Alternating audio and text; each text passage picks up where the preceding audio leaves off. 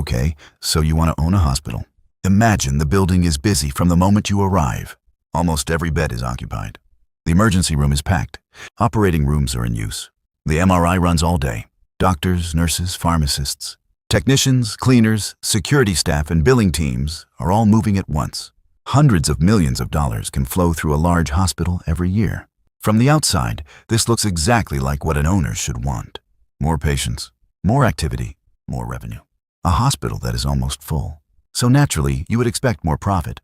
Except that is where hospital economics starts behaving differently from almost every normal business. Patient volume can rise, revenue can rise, and profit can still fall. The reason is that a hospital is not one simple business with one simple price. Behind the same front doors is a financial machine connecting patients, insurers, Medicare, Medicaid, unpaid balances, payroll, drugs, equipment, administration, and dozens of different medical services. The patient sees one hospital. The owner sees hundreds of money flows moving in different directions. And if you want to understand whether owning a hospital is actually a good business, the first number you need to stop staring at is occupancy. A full hospital can still be a financially weak hospital. Start with 2 patients walking through the same entrance. They use the same building. They lie in the same type of bed. They use the same diagnostic machine. The same nurse may care for both of them. From a medical cost perspective, the hospital may spend very similar amounts on each patient. But financially, those 2 patients can be completely different businesses. Patient 1 may have commercial insurance. Patient 2 may be covered by Medicare. Another patient may have Medicaid. Another may be responsible for a large part of the bill personally. The hospital still has to pay the nurse. It still uses medicine. It still cleans the room. It still maintains the scanner. It still keeps the lights on. The cost of care does not magically change just because the insurance card changes. The payment can. That is the first big ownership lesson. In a hospital, the question is not simply how many patients you treated. The question is who those patients were, what care they received, where they received it, and who ultimately paid. Commercial insurers negotiate their own rates. Government programs use their own reimbursement systems. Patients may owe deductibles or co-insurance. Some balances are never fully collected, so 2 nearly identical treatments can produce very different amounts of cash. That is why a hospital owner cannot look at a bill and assume that bill is revenue. The bill is only the beginning of the payment process. Suppose your hospital performs a procedure and sends out a very large bill. On paper, the list price looks impressive. But commercial insurance does not simply look at that number and send you the full amount. The insurer reviews the claim, applies the negotiated rate, determines the allowed amount, pays its portion, and leaves the patient responsible for whatever deductible or co-insurance applies. The number you billed can be much larger than the number you are allowed to collect. And even that allowed amount does not necessarily arrive immediately. A claim can be reviewed, documentation can be requested, payment can be delayed, a claim can be denied, your billing team can appeal it. Meanwhile, the medical care is already finished. The doctor has already been paid. The nurse has already worked the shift. The drugs have already been used. The scanner has already consumed power. The room has already been cleaned. This is what makes healthcare cash flow so strange. In many businesses, payment and service happen almost together. At a hotel, you normally provide a card before getting the room. On an airline, you buy the ticket before boarding. At a supermarket, you pay before leaving with the groceries. In a hospital, especially in emergency care, the order can be reversed. Care first, payment second, sometimes much later. So the owner is not merely operating a medical facility. The owner is financing the gap between the moment care is delivered and the moment money is actually collected. Now, replace the commercially insured patient with a Medicare patient. The building does not get cheaper. The nurse does not take a smaller salary because the payer changed. The MRI does not consume less electricity, but the reimbursement rules are different. In the financial model encoded in this storyboard, the American Hospital Association benchmark used for Medicare shows the hospital spending $1 on care and receiving about 83 cents back. A 17-cent gap sounds small when you imagine $1. Across hundreds of millions of dollars of hospital activity, it is not small at all. And Medicare is not some tiny corner of the market that an owner can ignore. As the population ages, the share of patients covered by Medicare becomes increasingly important. That means payer mix can shift, even if the hospital itself does nothing wrong. The same hospital can treat the same number of people, with the same staff and the same equipment, yet produce weaker economics. simply because a larger share of those people are reimbursed at lower rates. This is why the better ownership question is not, what did we charge? It is, who paid and how much were we actually reimbursed? Once you see the business this way, the giant hospital bill starts becoming almost a distraction. The real number is the payment that survives after the payer rules are applied. Now imagine it is 2 in the morning. A patient arrives at the emergency department. The hospital does not know whether that patient has strong commercial coverage, Medicare, Medicaid, no insurance at all, or no realistic ability to pay. But the medical team still has to evaluate the emergency. Under EMTALA, the emergency department has obligations to screen and stabilize patients regardless of the clean financial answer the owner might prefer to have first. That flips normal business logic upside down. A doctor examines the patient. A nurse starts an IV. The lab runs tests. Medication is used. A CT scan may be needed. An operating room may be prepared. Every one of those steps creates a real cost immediately. Only later does the billing process begin. The final payment might be strong. It might be weak. It might be delayed. Part of it might never arrive. Think about how different that is from a hotel, airline, or supermarket. Those businesses usually know that payment is secured before the expensive part of the transaction is complete. The emergency department may have to provide costly care before the payer is known. That means a hospital has to maintain enough profitable activity elsewhere in the system to absorb care that is essential but financially uncertain. More patients are not automatically better. The mix of patients matters. The type of care matters. And the probability of actually collecting matters. Walk through a hospital and the economics change every few doors. Emergency care is one business. Imaging is another. Surgery is another. The laboratory is another. Cardiology, orthopedics, behavioral health, obstetrics, infectious disease, burn care and wound care can all have different staffing needs, different equipment requirements, and different reimbursement patterns. They may share the same building and the same logo, but they do not necessarily share the same margins. In the storyboard data used for this reconstruction, inpatient behavioral health is shown with reimbursement 34.3% below cost, and outpatient burn and wound care with reimbursement 42.9% below cost, using an AHA and Strata benchmark from 2023. Another graphic shows 56% of hospital costs associated with service lines where reimbursement is below cost. The exact point is not that every hospital has the same percentages. The point is that a large hospital can contain essential services whose economics are structurally weak.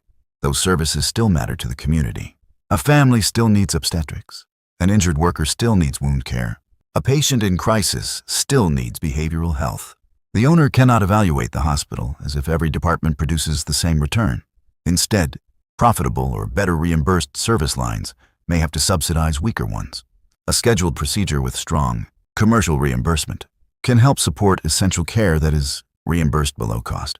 A busy imaging department can help carry a department that must stay ready even when volume is low. So the hospital is not one profit center. It is an internal economy where money constantly moves from stronger lines to weaker ones. Then there is labor. In the storyboard benchmark, labor represents 56% of hospital expenses in 2024. That makes staffing the largest part of the cost structure. And hospital labor is not easy to switch on and off.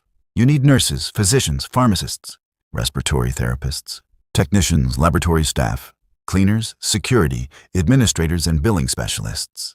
Many of those roles are specialized. You cannot wait until an ICU fills up and then start hiring ICU nurses. You cannot wait for a chest pain patient to arrive before deciding you need an emergency physician. Capacity has to exist first. Payroll comes first. Revenue has to catch up later. The same is true for drugs, supplies, food, laundry, insurance, maintenance, utilities, technology, and compliance. Costs start when the hospital opens its doors. Now, imagine an empty room at night. It is tempting to think no. Patient means no cost. Wrong. The building is heated and cooled. Lights remain on. Night shift nurses remain at their station. Security remains at the entrance. Servers keep running. Pharmacy inventory remains stocked. The laboratory remains ready. The emergency department stays open. The scanner still requires maintenance. One empty room still costs money. 20 empty rooms cost money. 50 empty rooms cost money. That is why volume matters so much. High utilization spreads the same fixed infrastructure across more patients.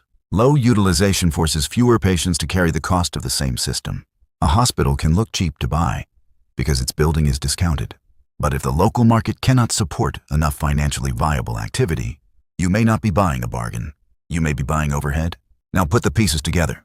Revenue can be enormous while the margin stays tiny. The storyboard uses Kaufman Hall's 2025 adjusted year-to-date operating margin benchmark of 1.3%. 1.3% is almost absurdly small when you place it next to the scale of hospital revenue. Imagine $100 of revenue flowing through the system. At a 1.3% operating margin, only about $1.30 remains as operating margin. Now scale that to an illustrative hospital with $400 million in annual operating revenue. $400 million multiplied by 1.3% gives about $5.2 million of operating margin. $400 million comes in after labor, drugs, supplies, building costs, technology, insurance, administration, and everything else. Roughly $5 million remains in this simplified example. That is not much room for error. If labor rises, if the commercial insurance share shrinks, if reimbursement weakens, or if bad debt rises, a tiny positive margin can cross zero without the hospital looking any different from the street. In the same illustrative example, moving from positive 1.3% to negative 1% turns about $5.2 million of operating margin into roughly $4 million of operating loss. That is a swing of more than $9 million. Same building, same sign, same parking lot, similar patient volume, completely different bottom line. The hospital can look healthy long after the margin has become unhealthy. This is the paradox that catches owners who stare at volume and revenue. Imagine patient volume rises 10%. At first you celebrate. More patients should mean more revenue, and it probably does mean more revenue. But what if most of the new volume is lower reimbursing care? What if labor expense rises at the same time? What if drug costs rise? What if supply costs rise? What if the new patients require more complex care? Suddenly the hospital is busier than last year. Staff are working harder. Revenue is higher, and the margin is lower. The storyboard includes an AHA 2025 comparison, showing hospital expenses up 7.5%, more than twice the growth in hospital prices, alongside drug expenses up 13.6% and supply expenses up 9.9%. It also includes a $43 billion figure for the cost of collecting insurance payments. Whether you are buying drugs, gloves, or billing labor, the theme is the same. Activity itself creates expense. More patients means more work means more variable cost layered on top of a large fixed cost base. More revenue does not guarantee more margin. A full hospital can therefore be a warning sign instead of a victory sign if the payer mix, service mix, and cost inflation are moving against you. The owner who watches only revenue, growth can miss the margin. Deterioration happening underneath it. Suppose you are standing outside a hospital with the key in your hand. And what are you buying? The obvious answer is the building. But the building is not the real business. Maybe you point to the MRI, the CT scanner, the operating rooms, and the laboratory equipment. Those are expensive assets, but they are not the real business either. The business is the network of financial relationships attached to everything inside. Commercial insurers, Medicare, Medicaid, patients, doctors, nurses, drug companies, suppliers, regulators. Every patient who leaves the hospital creates a stream of payments and costs that moves through that network before anything reaches the owner. From the patient's point of view, the hospital looks like one unified institution. From the owner's point of view, it is a web. That is why the purchase price of the building tells you surprisingly little about the quality of the business. A beautiful hospital with expensive equipment can have weak patient economics. A simpler hospital can have stronger utilization, a healthier payer mix, and better service line economics. Two hospitals can own similar physical assets and still have completely different financial outcomes. The intangible part, patient flow plus payment flow, can matter more than the concrete and steel. Go back to the two patients from the beginning. Same hospital, similar care, same nurses, same infrastructure. At first, they look financially identical. They are not. One patient may have a stronger payer. One may have weaker reimbursement. One may receive a service line that contributes margin. Another may receive essential care that is under-reimbursed. One may have the ability to pay a large deductible. another may not. The hospital's expenses continue across all of them. Labor takes the largest slice. Drugs take another. Supplies take another. The building takes another. Technology takes another. Insurance, compliance, and administration take another. And the hospital has to keep much of this system ready before it knows who tomorrow's patients will be. That is why the bed is not the business. Even the patient is not the whole business. The real business is the relationship between the cost of care and the actual payment collected for that care. Same bed, different economics. Same hospital, different economics. The owner succeeds only when enough of those individual relationships add up in the right direction. Now imagine you really own the hospital. The emergency department is full. Surgery is active upstairs. MRI and CT scanners are running. Hundreds of employees are moving through the building. Hundreds of millions of dollars come in from different payer sources. It looks like a money machine, but a packed hospital does not guarantee profit. The real business is underneath the visible activity. Who walked in? What care did they need? Which department treated them? Who paid? What reimbursement was actually allowed? How much labor and medicine did the case consume? How much infrastructure had to be ready before the patient even arrived?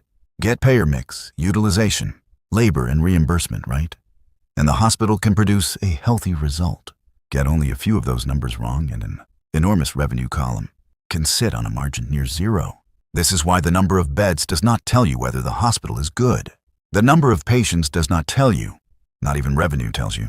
What matters is what is left after the system has paid for everything required to deliver the care.